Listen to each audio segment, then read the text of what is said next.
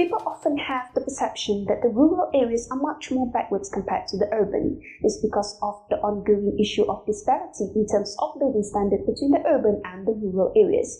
For the past decade, Malaysia's poverty rate is on a decreasing trend for both urban and rural areas. But the huge decrease of poverty rate in the rural is definitely eye-catching. For rural area, we can see a drastic drop from 8.4% in 2009 to 3.4% in 2012. It further fell to 1.6% in 2014 before reaching its all-time low at 1% in 2016.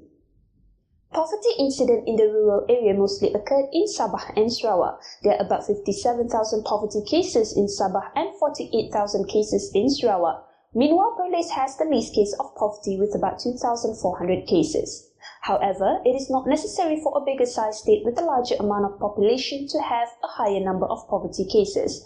Despite being the biggest state in the peninsula, Pahang only has slightly less than 13,000 cases. On the other hand, Kelantan suffered from 37,000 poverty cases. Additionally, Perak also has a high amount of poverty case with a total about 35,000 cases reported.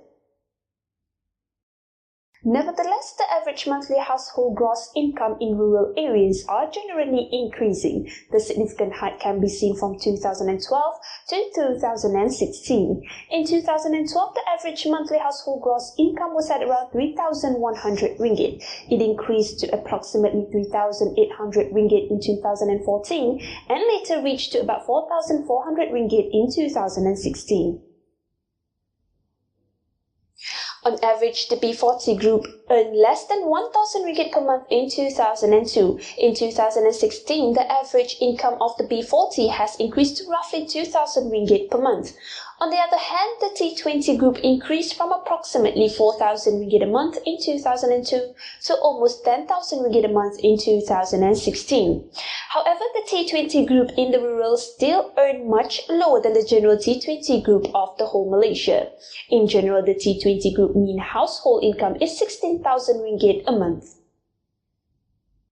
Nevertheless, majority of the people in the rural at 64% fall into the category of B40. Meanwhile, the M40 consists of 29%.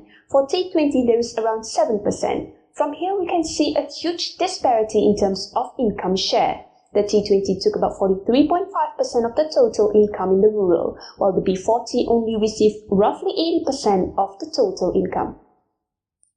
Besides monetary disparity, there is still a considerable amount of population in the rural that are not provided with the basic amenity of piped water.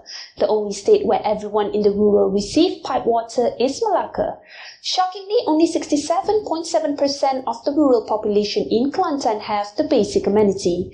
This is a worrying scenario as only 2/3 of the population have the access to piped water.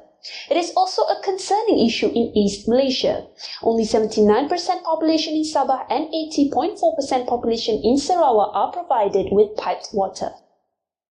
Overall, the living standard in the rural have been improving over the past years. However, there is still a lot to catch up to. In New Malaysia, let's hope that the living standard of rural population will be further improved.